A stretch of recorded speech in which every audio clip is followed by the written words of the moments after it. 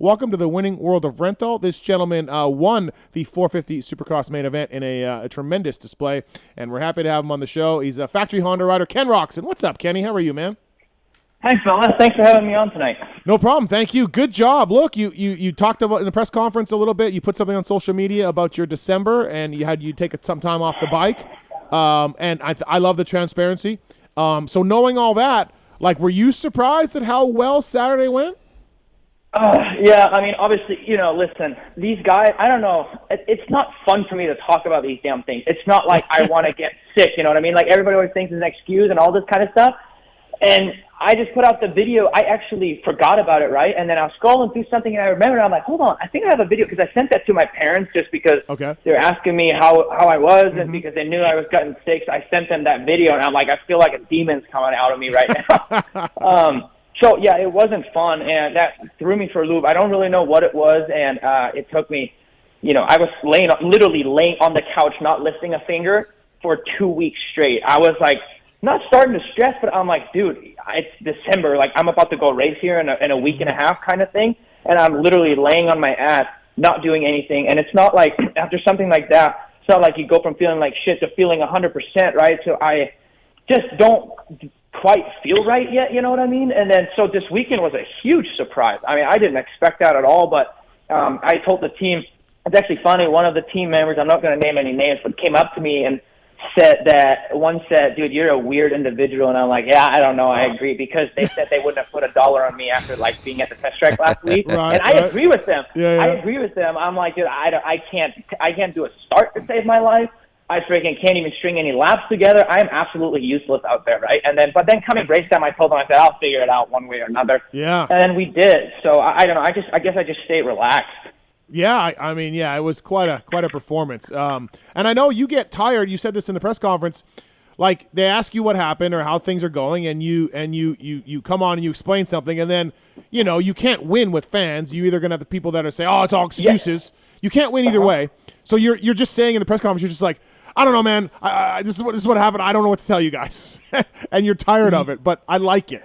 Please. I totally am. Like, because it seems like there's always a story, and it's been the story for me the past 3 years. But there's no way I can do anything about it. Like, it is what it is. You know what I mean? I can tell you guys that I'm freaking feeling awesome. I'm great, man. Everything's 100%, and then I'm getting 15th. Yeah. And obviously, I know that there's something wrong. Like, I can just feel that there's something isn't right, especially when you get hammered with a sickness like it. Because it wasn't just your average cold. I wouldn't have mentioned a cold or something that's kind of easy. That thing sat me on my ass. I haven't gotten that sick in at least 2 years, especially due to COVID lately. Mm-hmm. We haven't, nobody goes anywhere. I haven't been actual sick with a flu or anything like that for a while. Of course, I had my body struggles, which is just an immune system thing. Those are things are just out of my control. It's not like I want to get sick, you know what I mean? Yeah. But I can't help it. And then when something is that bad, it'd be stupid for me not to mention it, because I'm just trying to explain what's happened. I could have easily said that, oh, my December's been great, off-season's been great, and then obviously it hasn't been, you know what I mean? So I just don't really care to hide shit, you know what I mean? I like it. I like it. Everybody is so weird about it, and I'm just not. I don't feel like it benefits. Give the other people, if they think they get a mental edge, so be it. Guess what? Whether I'm 100% or not, I'm going to go out there and I'm going to give it 100%. And, whether I feel like complete ass, I would much rather fall over out there and not be able to move anymore just because I'm so freaking tired. But I want to freaking give it a good shot for as long as I freaking can. You know what I mean? Right. With your immune system being compromised, when you get sick like that, do you take antibiotics or you steer clear from that? Well, that's the thing, actually. Yes, I did take antibiotics for that, and I haven't taken antibiotics since, when was that? 2019. Remember, we went to San Diego. It was a big shit show, rain, everything, and they put way too much lime on the track. Yep. So that is where shit went south for me big time, because I was on back-to-back antibiotic cycles, and I have this, ringing in my ear, you know what I mean? It's just, I feel just weird, you know what I mean? And so I haven't taken antibiotics since then. I had to take antibiotics for this, and I swear to you, they messed me up in the worst way possible. And it just, I don't know, I probably won't ever, unless, I absolutely have to, but I need to stay clear of freaking antibiotics. I can tell you that much. 702-586-PULP. You want to talk to Ken Roczen? Give us a call here on the line, the Anaheim 1 winner. Hey, so when you're out front and it's Sexton, your teammate, behind you, And you have to you have them on you, and you have to ride your lines to go fast. But on the other hand, you also have to protect some corners and everything. If that's not Sexton, Kenny, do you ride differently than what you did on Saturday, or do you know that look, this dude is not going to clean me out, and I wouldn't do it to him, and so you're trying to hold a dude off? And is it a little helpful that it's a guy you know? I mean, of course, Chase is first off a friend, and he's good, he's fit, he's a great rider, but I want him to ride me hard, just like how I would, do it to him. Mm-hmm. That sounded wrong, kind of. That sounded terrible. I'm sorry, but you know what I mean. And obviously we were, at that point we were quite a bit faster. And honestly, it wasn't even like I wasn't freaking going ballistic up there. I literally was just riding, but like in an efficient, fast way, if that makes any sense. So I wasn't trying to go ballistic, but I knew we kind of had to put in some harder laps, but it wasn't like I was freaking scrubbing this and like, oh my God, I'm going 110% and we got to stay, give it the berries. Yeah. I was super relaxed mentally, physically. Like I didn't even really care. I'm like, okay, this is going to be a long main event. So I knew he was right behind me. The whoops were tricky. It was kind of stupid to dive bomb it in there somewhere, So I'm like, let's move together to kind of at least separate ourselves a little bit. Now, I think he's had a great off season. He's strong and he's been super fast. And, for me, it's been kind of like the opposite. So my mental strategy just had to kind of like change in a way a little bit. But like I said, I was just completely relaxed. And I knew like whether he would have passed me at one point, by no means would I have been like, okay, he's by now, I'm just going to settle for second. No, I would have given it a good whirl to come back. But you have to be so like methodical kind of with this track. There were so many crazy areas, and you don't realize it under your helmet because you race, and the track gets gnarlier, and you're kind of like tiptoeing your way around there. But then afterwards, after podium, we went to the press conference, and I kind of just walked over this rhythm section and just looked at the track, and I was like, holy shit. Like, it was crazy. Oh, my God. Yeah, I was like, man, you don't realize it until you kind of stop, I guess. When I looked at the whoops, too, I was like, dude, it's been a minute since I've seen something like that. You were good in the whoops, though. I mean, I thought you were consistently, like, there were guys who maybe went through them faster, but they were sketchier, right? You were pretty – I don't think you had any moments. You were pretty good. Yeesh, yeah. Oh, okay. I mean, maybe you did. I guess it looked like it from the outside, but it's been a story for me the last 2 years. Like, it's actually one spot I struggle. Yeah. I'm just not. I don't know. I need to get the bike better, but I've been trying at the same time. So I don't know. It's a very sensitive subject, I guess. Okay. All I've been trying to get better and better, but I don't know. I just freaking clamped down so hard. I'm about to bend the frame on that thing, dude.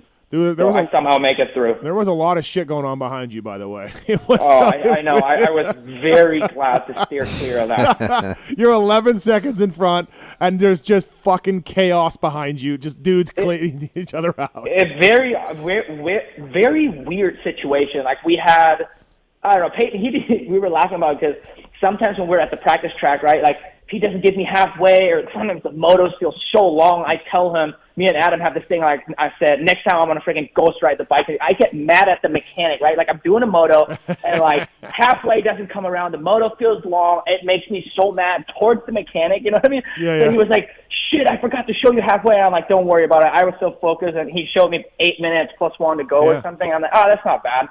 But you have 12 seconds, and I'm like, shit, this is kind of a weird situation to be into because the last thing you want to do is anything wrong, you know what I mean? So the track's all gnarly.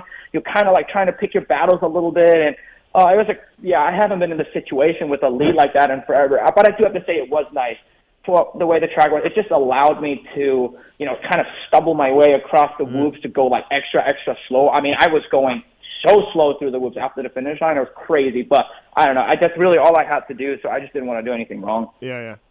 So you guys are on the same bike as last year. Any changes that you guys updated to, or is it still the same? Yeah, like chassis-wise and stuff is the same, but we just try to improve settings, right? Like I had some stuff from last year and I wrote it, and then we went a direction, and then I went to Florida with that direction and realized that was definitely not it. So, then I got sick on top of it in the beginning of December, so I wasn't riding, the entire, like pretty much all the way up until Christmas or just before Christmas. And I wasn't so I was in Florida. I didn't have anything to test. I wasn't riding. And you kind of get slowly back into it, but it's not like I had the greatest feeling ever with my body and with the bike. So I'm just like stumbling my way across some time so I can like at least sit on the bike and get some seat time. And then you come back here and you're pretty much running out of time. At that point, we're like Hail Marying things at the track to try and like get better, figure something out, because I was kind of like not in a good spot, you know, like if I would have had the whole December to go about my thing and you come back, I can make up a lot of it from the bike, but when you come here and you just haven't really done motos, you're weak, and like things are just not gelling well, right? So I did have a complete different setting, especially on the shock. So that was also one of those things you kind of have to get used to a little bit, you know, during press day. Some things just kind of caught me off guard a little bit, but I did very little minor changes, rode the bike, got used to it, wasn't stressing about it, and it paid off. Ken Roczen on the show, brought to you by the folks at Renthal. Again, Ken Roczen uses Renthal to win Anaheim 1 this weekend, so please check it out.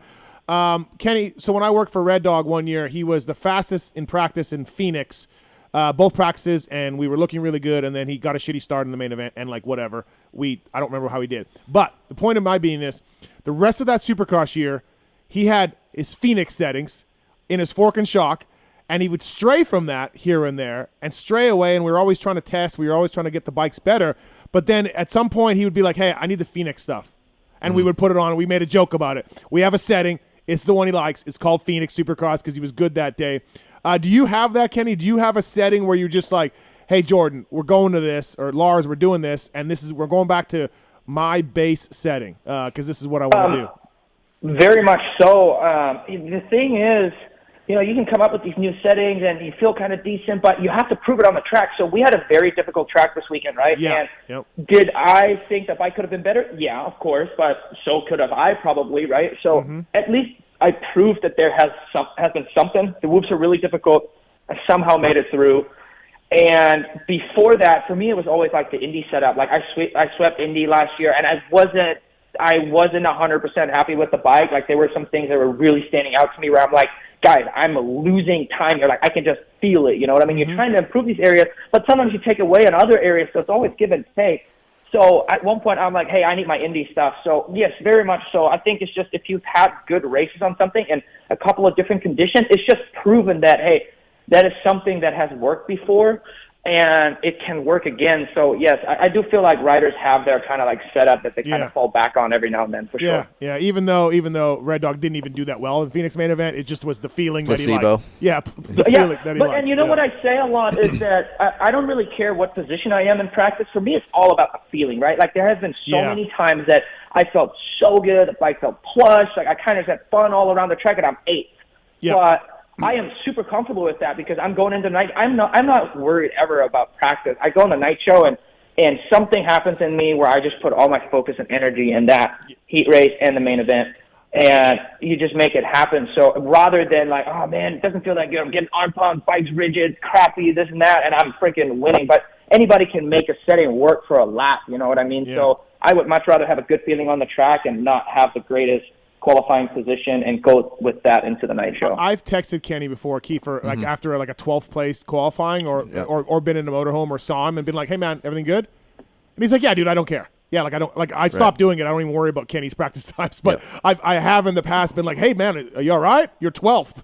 This is like it's kind of like what Kenny said. And this goes for everyone, even listeners that ride locally every weekend. It's a feeling on your bike, like. Yeah. When you're a rider, you get on the track and you do a few laps, you immediately know if your bike feels good or not. Like, oh, I have traction here, I don't have traction there, or my bike's I feel like my knobbies are on top of the dirt versus in the dirt. Like, there's just certain things, right? See, to me, if my bike feels compliant, I like over a 20-minute +1 main. That is what you need because you're actually, even if you're not the fastest, you grow with the track. And that compliance is what when the track gets that beat up, trust me, a freaking rigid-ass, stiff bike ain't going to freaking work. So you can make it work for 2 laps, and then what after that? You know, you need to be able to ride it the whole main event, and that's what I'm striving for every time. So if I have that feeling and I'm not first, that's so be it. I'm totally cool with it. And let's face it, as from a consumer standpoint, if you ride all these bikes, Honda feels the most rigid out of all these bikes. Yeah. So to get that compliancy is hard. Yeah. Yeah, it's just, definitely from brand to brand, it is the bikes, especially stock, right? Like, I feel like a lot of the time when you ride a bike stock and it feels really good stock, then you just get better. But if you have a bike that isn't really that great. It's very difficult to just make that really, really good. So every bike has their unique characters, and some things people like better on that brand, and then other people don't. You know what I mean? It's just really, I don't know. I just feel like me coming from Europe too. I used to set my bike up way different, and it's always kind of stuck with me. It's almost like branded in me, and in my head. So if there's something that maybe used to work for Ricky back in the day or wherever, I might ride it and be like, my God, I can't ride this thing inside my life. You know what I mean? But I just have my ways to go about this, and it's like really embedded in my brain, and that's what I need. There's no way he ever rode a Cowie. There's no way Kenny would have ever ridden a Cowie or anything like that. There's just no chance of that happening. So, you could see in his riding style, like how he rides, Ken. Like you ride light on the pegs, and it looks like when you're watching you, it looks like the bike is really flat, neutral, but you kind of you ride so light on the pegs, almost like you're floating on top of things. I mean, with a lot of things in my life, I'm kind of like, I guess it can maybe hurt you in a way, but I'm very much so a perfectionist for some reason. Yep. Like I'm always searching, I'm always trying to be good, and it doesn't matter what sport I do, but I kind of just have this thing in my mind how I want to do certain things, and that's how it has to be. So the same with riding, right? Like instead of hammering through some ruts sometimes and just kind of like go for the prayer, Jesus take the wheel, I'm like the opposite, right? Like I just try to perfect everything, but it's not like it is. I'm forcing that way of thinking. You know what I mean? That's just my natural way of going about stuff.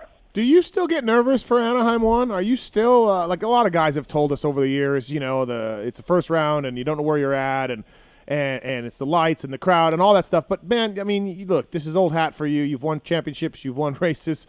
But do you still get nervous at a race like Anaheim 1? I mean.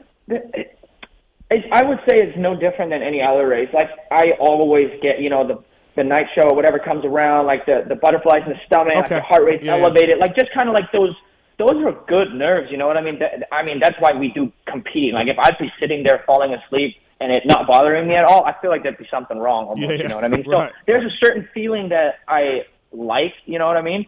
And I don't know. I just don't stress anymore because again, I want to race my dirt bike. I want to go back to the roots. I made the sport kind of like my hobby again, or I wanted to. I feel like I'm sick. That kind of like threw everything off, right? But in general, I just kind of like set everything down, and I really wanted to race and not so much look at it as a job. Like I want to spend longer days out at the track and just kind of like have it like a hobby again, instead of a job. Right. Let's get some phone calls before we let you go here. Ken Roczen on the show, brought to you by the folks at Renthal.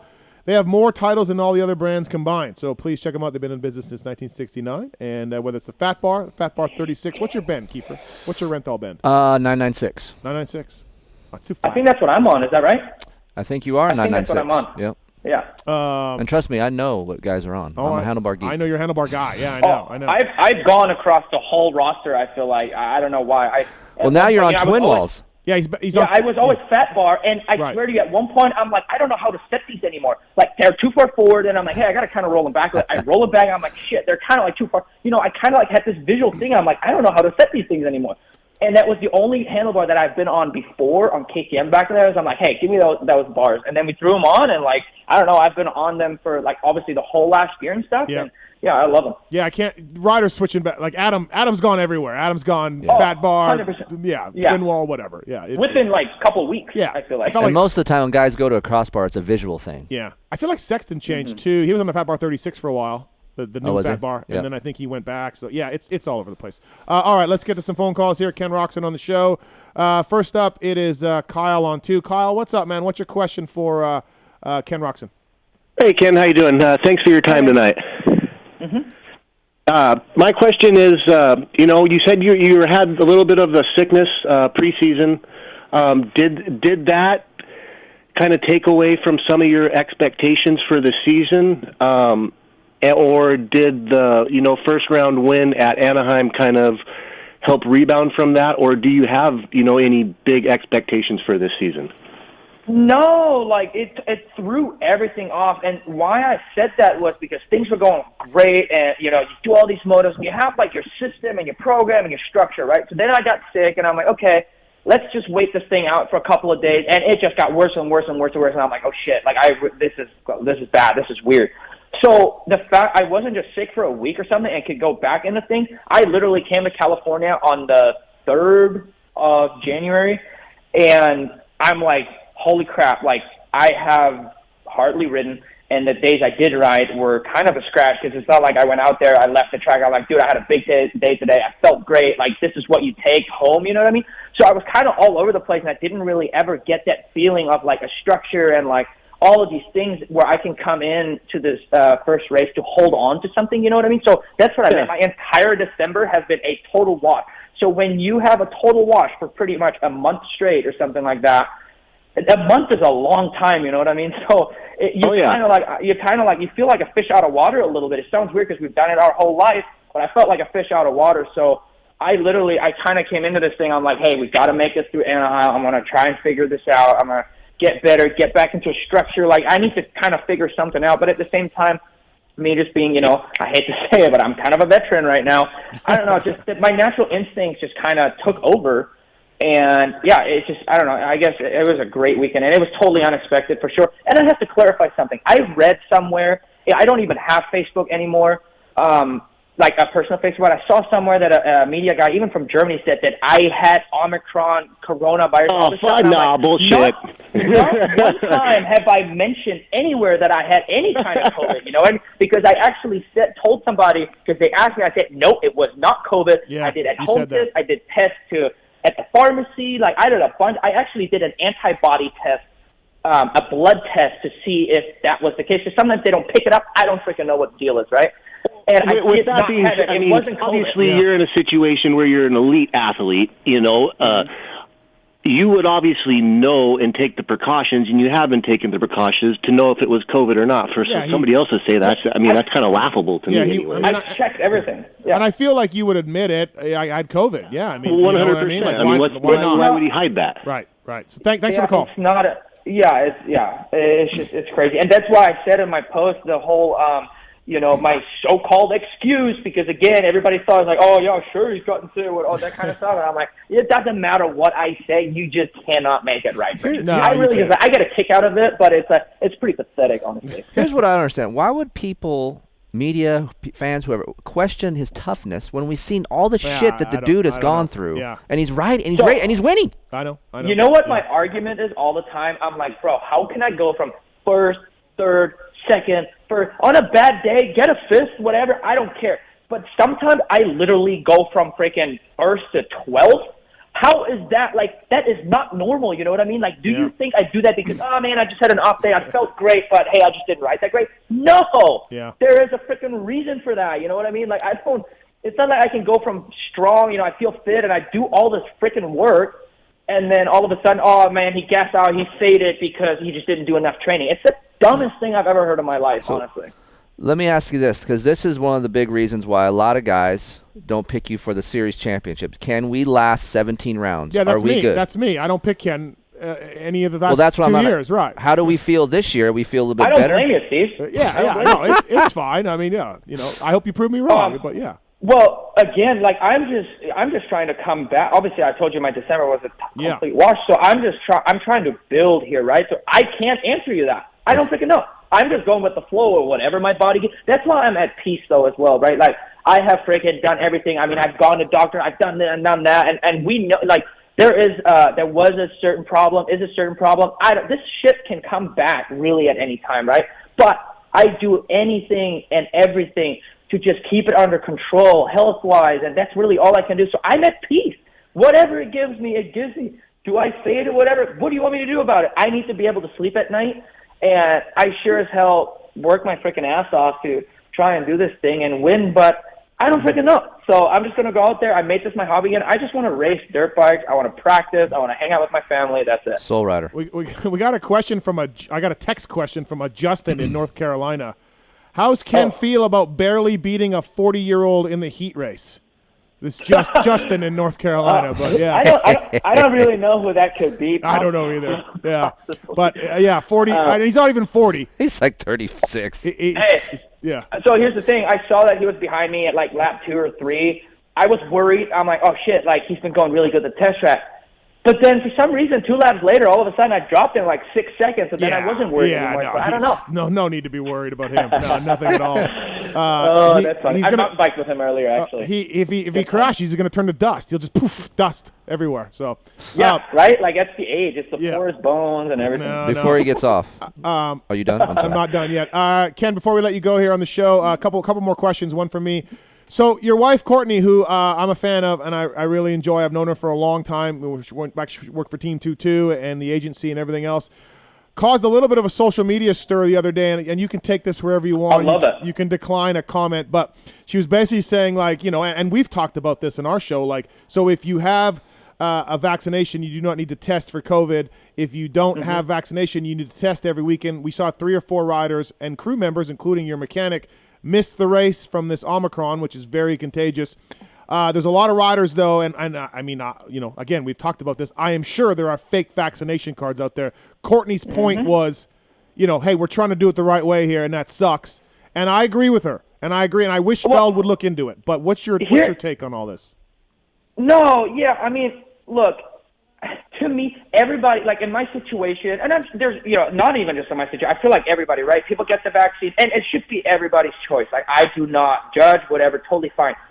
But if there is doping control and all this kind of to keep a fair playing field, but I can technically get COVID, sit out a race, and it ruins my championship, but then there's other people that, could potentially have fake cards, but hey, they get COVID, but hey, it doesn't matter because they don't get tested, and it doesn't fucking matter.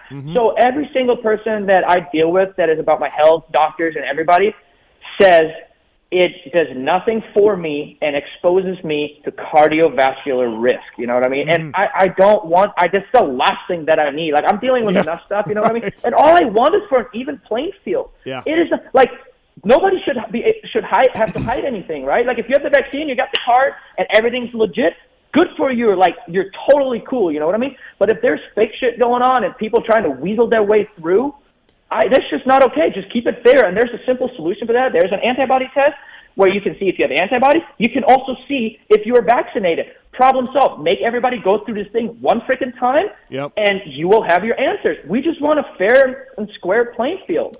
Like I said, we get doping tests, we get all of this shit, but then, the other way, it's not freaking fair. You know what I mean? I agree, man. I agree. Like Especially if you're anti-vax on social or to everybody else. If you're an anti-vaxxer guy, that's fine. No problem. Hey, you don't want to get the vaccine? Great. Yeah, me. Yeah, if you're going to yell about it and then get a fake card, come on, man. Right. Come on. If you're going to yell about it and get a fake card, like, I don't like that so much. I'm not on board No, with I don't like that either. And I don't like, people get the vaccine, totally cool. I have zero problems with it.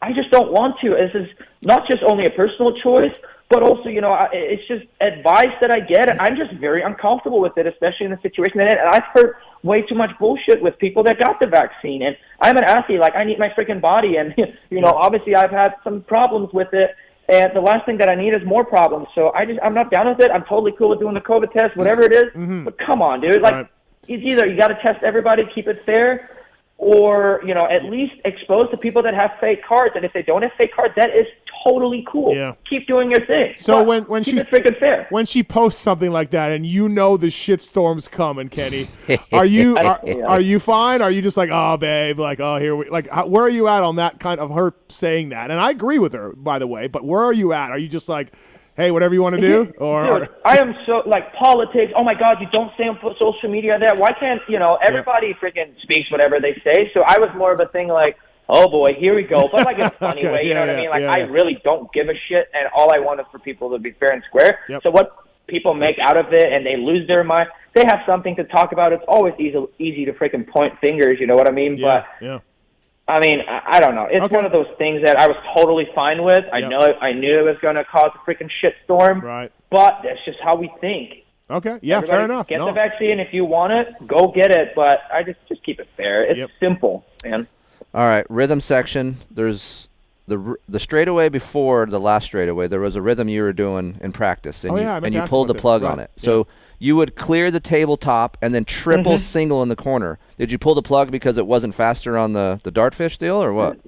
No, I actually really liked it, but honestly, that little knuckle was about 4 inches tall. You know what I mean? Right. Like everybody kind of landed off the tabletop into that thing. So then you kind of throw that soft dirt on there that already sucked the bike power down, and I had to seat balance the crap out of it to make it over there because it was already small. In the end, you just didn't. I don't think you got that lift anymore. I don't know if I was the only one doing it. I kind of just did it out of the blue. I'm like, holy shit, I just did that. I didn't even know if I was going to get the lift. But I did, and I'm like, oh, that's cool. I didn't see anybody else do it. No, he was the only one. Yeah. I looked it up, and where everybody's jumped off of the tabletop, everything just got smaller and smaller, and there was more soft, loose dirt like thrown there. So I don't know. I just didn't think I would have made it anymore. We also talked about if Stu was racing, if he would go 5 into the turn by home plate after Probably. the triple. Probably. Right. Oh God. You guys were checking up pretty good to do 3. Yeah. You know, so that's all. And honestly, you probably could have jumped 4 or whatever, but not one time did it cross my mind. I'm out. Right. Last question. How's it having Lars as team manager? Anything change or about the same? Honestly, I don't know. I mean, I've had very good communication with my team and everybody that's involved in my program. So I can't really say anything bad because like there's nobody new in our team. You know, it's not like we have somebody completely different. Right. I don't know. Let's put it this way. My worries or my focus is on something completely different than worrying about, you know, what the team manager is doing. But all I can say is that we all have great communication, and whatever is going on besides that between mechanic and team manager and like all of that deal, I don't know. It's just I have enough on my plate. You know what I mean? I just want to deal with what I'm dealing with. So I guess what I'm saying is nothing has changed in a negative way at all. I'm just kind of like on cruise control. I'm communicating with my team, and I don't know. Things are good. Awesome, man. Thank you for coming on. Thank you for a great interview, as always. Congratulations on Anaheim 1. Really appreciate it. We'll see you in Oakland. Do you like Oakland? Are you down? You're good? Good dirt? Big... Yeah. No. I'm totally cool. I kind of expect the dirt to be probably very similar like this weekend. Yeah. So it'll be interesting. I don't know. I've always had fun going to Oakland. So, again, good vibes are going. I'm just going to go out, do some practice, figure out the lines, and then coming night show, we just freaking, you know, try to do the same thing, whether it happens or not. But I just want to go have fun and give it 100%. Awesome. Thanks for the time, Kenny. Cool. Thanks, bud. All right, later, guys. Thanks, Kenny. All right, that's Ken Roczen, everybody. He was a good interview tonight. It's hyped up. He was. Yeah, I like He just it. won Anaheim 1 after he took some weeks off the bike, so I'm sure. It's funny because when he talks, I don't even think he's German. No. I don't even think about it anymore. No, it's crazy. Absolutely not.